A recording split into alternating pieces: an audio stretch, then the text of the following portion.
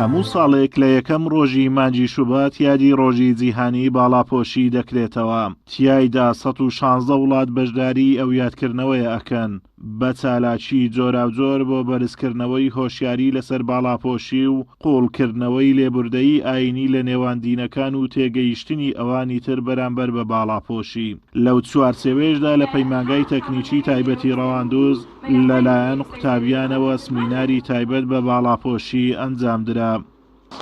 دیارە پەیمانگای ڕەواندزیش بێبەش نەبووە لە زیندووکردنەوەی ئەو چالاکیە یان هەڵسان بە ئامادەکردنی چالاکیەکی تایبەت بۆ ئەم ڕۆژە.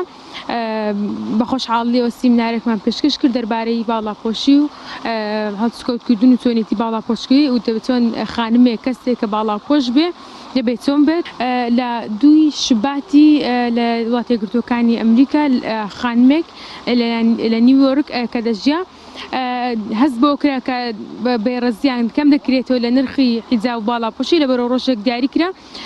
زیاتر لە 120 وڵات یادی ئەم ڕۆژە دەکەنەوە لە مانگی 2 ئەم ڕۆژە بەرز دەنرخێنن.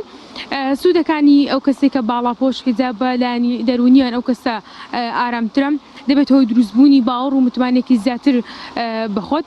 باڵاپۆشی دەبێت هۆی کەمکردنەوەی تاوانەکان و دەستدرێژی سێکسی کە لە زۆر وڵاتان ئەوە یاسایە کە ئافرەتزیری زۆر کراوەی لەبەر بێ سزای تایبەتی خۆی هەم. باڵاپۆشی دەبێتەوەی دروستکردنی خۆشەویستی و ئارامی دەرونی و یەکێک لە بچینەکانی خودایان یاساکانی خوددا جێبەجێ کردووە. لەم ڕۆژەدا کە ساڵیادی ڕۆژی باڵاپۆشیە پیرۆزبایی خۆم ئاڕاستی هەموو باڵاپۆشانی ئیسلام باڵاپۆشان بەگشتی و تایبەتی باڵاپۆشانی کوردستان دەکەم.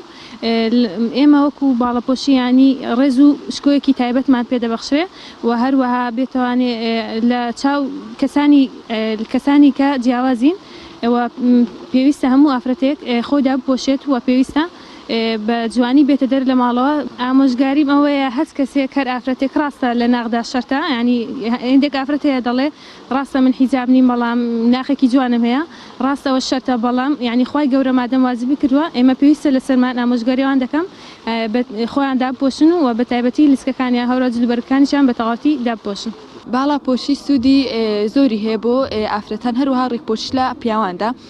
باڵاپۆشیانی پاکڕاگررتنی دڵ و دەرونی مرۆڤ هەروەها ینی ئەدگەڕێنەوە لە چەند تاوان و لەم ڕوە خەڵات سەنعان یەکێکە لەو قوتابیانەی لە ڕێگای کەناڵی ئاسمانی پەیامەوە لە ڕۆژی جیهانی باڵاپۆشی بڕیار دەدات ببێتە باڵاپۆش و ئەو ئەرکە ئاینیە جێبەجێ بکات، چونکە ئەو لە دەرونی خۆیەوە پێی وایە حیجاب هۆکارێکە بۆ پاراستنی شکۆی ئافرەت. لەم ڕوە ڕۆژی جیهانی باڵاپۆشی بڕیارمدا کە خۆم باڵاپۆش بکەم و کە لەلایەن پەیمانگەکە چاڵکیەک ڕێکخرا کە باس لە باڵاپۆشی کرا و لە ئاینی پیرۆز ئیسلامیشدا باس لە باڵاپۆشی کرا کە واجبە لەسەر ئێمە باڵاپۆش بین و بە پشتیوانی خوددا و بە ڕای خۆم لە دڵەوەش بڕیارەدەم کە لەمە دووە باڵاپۆش بم و ئامۆژگاریم بۆ ئەوان ئەوەیە کە وەک من لەم ڕوە کە بڕیارمدا باڵاپۆش بم ئەوانی شەکم بڕیار بدەن و چونکە نەک ئەوەی کە یعنی ئەوە لە ڕووی ڕیوایە ئەوە واجبێک کە لەسەر ئێمە کە دەبێ باڵاپۆش بین فەرمانی خوددایە. بۆ یەکەم جار یادی ڕۆژی جیهانی باڵاپۆشی لە ساڵی 2013 کرایەوە.